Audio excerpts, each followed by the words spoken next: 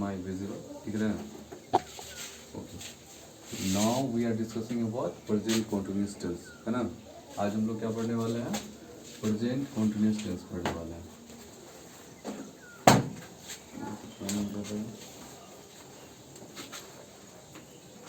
निकालिए. Present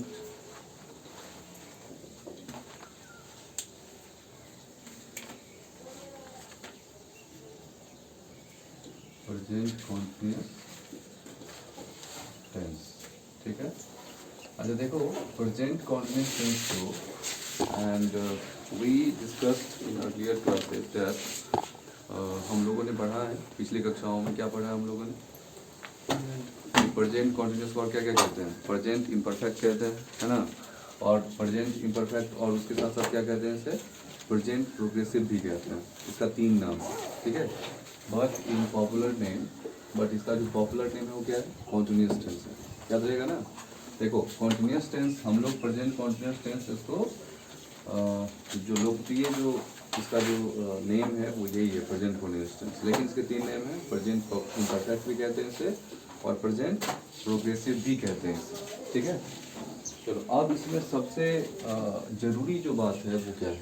सबसे ज़रूरी बात ये है कि इसकी पहचान क्या होती है. और आप लोग पहले से जानते हैं कि सबसे पहले जब हम स्टार्ट किए थे प्रेजेंट इंडेफिनिट तो सबसे पहले तो लोगों को पहचान बताए हुए थे, है ना? पहचान में तो लोग क्या बताए हुए थे? प्रेजेंट इंडेफिनिट का पहचान क्या होता रहता ना? कि यदि किसी हिंदी वाक्य की क्रिया के अंत में तातिथि के बाद हैं, हूँ या हो आ जाए तब हम उसे क्या कहते हैं? प्रेजेंट इंडेफिनिट टेंस कहते हैं, है ना? प्रेजेंट इंडेफिनिट टेंस की वो पहचान होती है. उसी तरह से प्रेजेंट कॉन्टिन्यूस का भी अपना क्या होता है? पहचान होता है. ठीक है. और प्रेजेंट कॉन्टिन्यूस का हिंदी पहले क्या होता है? पहले ये समझना आवश्यक है. प्रेजेंट कॉन्टिन्यूस का हिंदी क्या होता है? अपूर्ण वर्तमान काल. ठीक है. अपूर्ण वर्तमान काल. और अपूर्ण वर्तमान काल का अर्थ यही होता है कि यदि किसी वाक्य से किसी काम के पूरा ना होने का अगर बोध हो तो उसे हम कहते हैं प्रेजेंट कॉन्टिन्यूस टेंस. ठीक है. मतलब काम चल रहा है, योर वर्क इज कंटिन्यू. अगर काम जारी है तब जाके हम उसे कहेंगे कि वो प्रेजेंट कॉन्टिन्यूस टेंस में. ठीक है. बट ये किस तरह से समझोगे? ये पहचान से क्लियर हो जाएगा. उसे देखो. देखो सबसे पहले इसका हिंदी लिख लेना. अपूर्ण वर्तमान काल. अपूर्ण वर्तमान काल. ठीक है. देखो इस शब्द से क्या स्पष्ट हो जाता है कि यह पूर्ण नहीं है. पूर्ण नहीं है मतलब कंटिन्यू चल रहा है, कोई काम जारी है, कोई काम चल रहा है. ठीक है. चलिए पहचान में क्या है? सबसे पहले लिख लीजिएगा अफर्मेटिव सेंटेंस. Affirmative sentence. क्योंकि और पहचान जो लिखाने वाले हैं आप लोगों को वो पहचान सभी सेंटेंस के लिए बराबर है, चाहे वो अफर्मेटिव हो, नेगेटिव हो, इंट्रोगेटिव नेगेटिव हो, WH इंट्रोगेटिव हो या फिर WH इंट्रोगेटिव नेगेटिव हो. सबके लिए पहचान क्या होता है? बराबर होता है. समझ गए? लेकिन पहचान कॉमन है. अगर इसे आप ज़्यादा क्लियर समझना चाहते हैं तो ठीक है, आप इसको पहले मत लिखिए. ठीक है. पहले आप पहचान ही लिखिए तब जाके आप सेंटेंस का नाम लिखिएगा. चलिए पहचान में लिखिए. यदि किसी हिंदी वाक्य के क्रिया के अंत में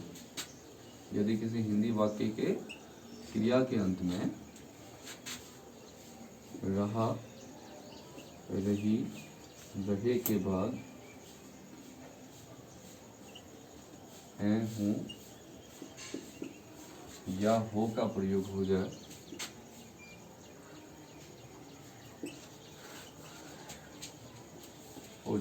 ठीक है. यदि किसी हिंदी वाक्य के क्रिया के अंत में रहा रही रहे के बाद हैं, हूँ या हो का प्रयोग हो जाए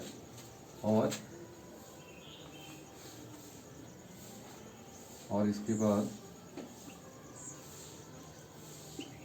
हैं, हूँ या हो लगा हो तो वह वाक्य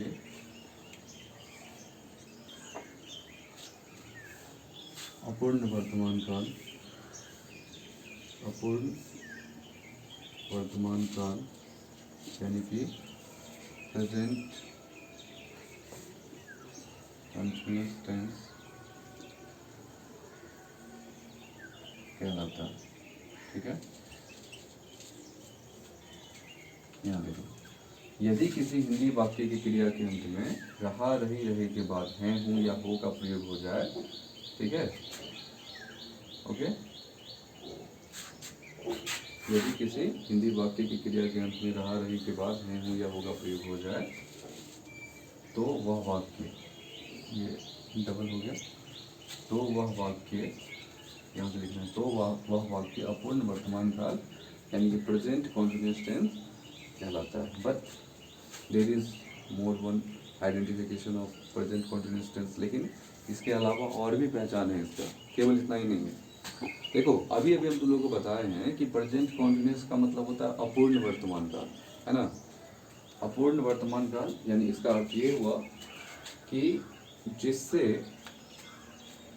किसी काम के पूरा ना होने का पता चलता है, यानी कोई काम जारी है, योर वर्क इज कंटिन्यू। ठीक है, इसका नाम क्या है, नाम से ही स्पष्ट है, प्रेजेंट कॉन्टिन्यूअस टेंस, यानी कि अपूर्ण वर्तमान काल, यानी कि काम जो भी चल रहा है इस सेंटेंस में वो जारी है, वो खत्म नहीं हुआ। जैसे कि देखो, जैसे मैं दौड़ रहा हूँ रहा रही के बाद हम कब हो गया, मैं दौड़ रहा हूँ तो दौड़ना खत्म हो गया क्या, नहीं ना। श्यामा भोजन कर रही है, श्यामा का भोजन करना चालू है। ठीक है, पिताजी अखबार पढ़ रहे हैं।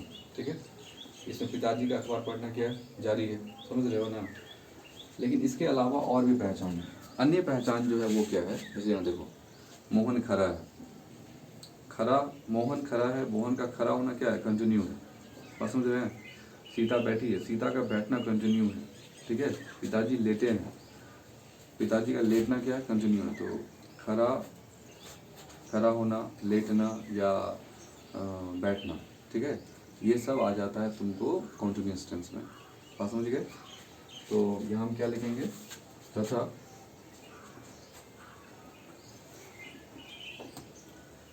खरा है, बैठे हैं,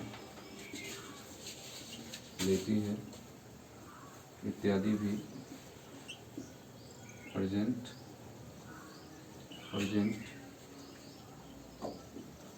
कॉन्टिन्यूअस टेंस का पहचान।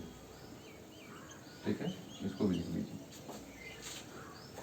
तथा खरा है, बैठे हैं, लेटी है इत्यादि भी प्रेजेंट कॉन्टिन्यूअस टेंस का पहचान।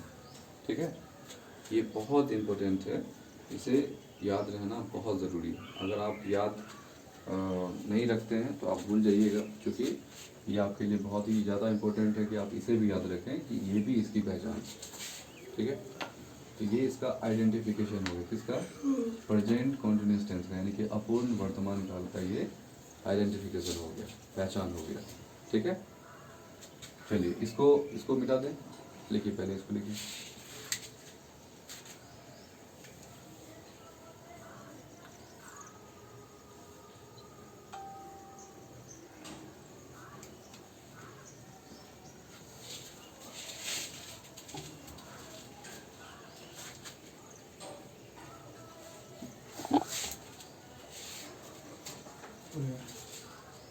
मिटा दें, जल्दी करो इसका। अच्छा, रूल लिखो नीचे में। अब इस तरह के पहचान का यदि कोई सेंटेंस हमारे पास आ जाता है, ठीक है, जैसे इजी में देखिए, यहाँ तक विजिबल है, ये भी नहीं दिख रहा है, कहाँ से, ये लाइन पूरा दिख रहा है ना। ठीक है, कंटिन्यूअस टेंस ऊपर का मिटा दीजिए, इत्यादि भी प्रेजेंट, सर दिख रहा था, गधा बैठा हुआ तो इसको कैसे दिखेगा, खड़ा ओके ऑलराइट, इत्यादि भी प्रेजेंट कॉन्टिन्यूस की पहचान, ठीक है। ओके ऑलराइट, हो गया, लिख लिए इतना। ओके, ओके, अब यहाँ देखिए प्रेजेंट कॉन्टिन्यूस टेंस की रूल क्या होती है। पहचान, पहचान तुम लोग सीख गए ना। अब इस पहचान को आप बनाइएगा कैसे, इसकी रूल।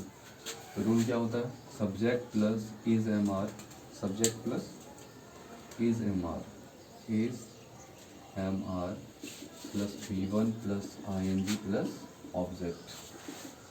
देखिए बहुत ज़्यादा इम्पोर्टेंट हो जाता है कि जो चीज़ आप पढ़ रहे हैं वो है क्या। अभी अभी हम लोगों ने पढ़ा कि प्रेजेंट कॉन्टिन्यूअस टेंस, टेंस का वह हिस्सा है जिसमें कोई काम वर्तमान समय में जारी रहता है ना, वर्तमान समय में जारी रहता है। और उससे भी ज़्यादा ज़रूरी है कि अगर कोई सेंटेंस हमें यह बताता है कि कोई भी काम जो वर्तमान समय में जारी है उसे हम बनाएंगे कैसे, अंग्रेजी में अनुवाद कैसे करेंगे, ट्रांसलेट कैसे करेंगे, ठीक है। तो उसका नियम ये है कि सबसे पहले सब्जेक्ट आएगा, फिर इज एम आर सब्जेक्ट के हिसाब से लगाया जाएगा, फिर V1, फिर ING और फिर ऑब्जेक्ट, ठीक है। देखिए रूल तो हम लोगों ने लिख लिया, लेकिन इसमें अब प्रश्न उठ जाता है इस रूल को देखने के बाद। सबसे पहला प्रश्न उठता है इस रूल को देखने के बाद कि आखिर इस तीनों में से क्या आएगा, और सब्जेक्ट क्या रहेगा तो इज आएगा, सब्जेक्ट क्या रहेगा तो एम आएगा, एंड सब्जेक्ट क्या रहेगा तो आर आएगा। बात समझ गए। तो देखिए सबसे पहले यहाँ पे हम नोट लिखेंगे, NOT, नोट, नोट फर्स्ट। और नोट फर्स्ट में लिखिएगा, यहाँ पे लिखिएगा ही, सी, इट और नेम। नेम में क्या, सिंगुलर नेम, इसके साथ क्या लगता है, इज का प्रयोग होता है। फिर एम है, एम का प्रयोग केवल और केवल आई के साथ होता है। अगर आई सब्जेक्ट होता है तो एम लगेगा, नहीं तो इज आप तब लगाएंगे जब यहाँ पे सब्जेक्ट क्या रहे, ही, सी, इट और नेम, यानी कि सिंगुलर नेम पे। ऐसी स्थिति में यहाँ पे इज का प्रयोग किया जाएगा। और आर है तो आर का प्रयोग किसके किसके साथ होता है, दे के साथ होता है और नेम्स के साथ होता है, ठीक है। और वी के साथ होता है, और क्या होता है, यू के साथ होता है, ठीक है।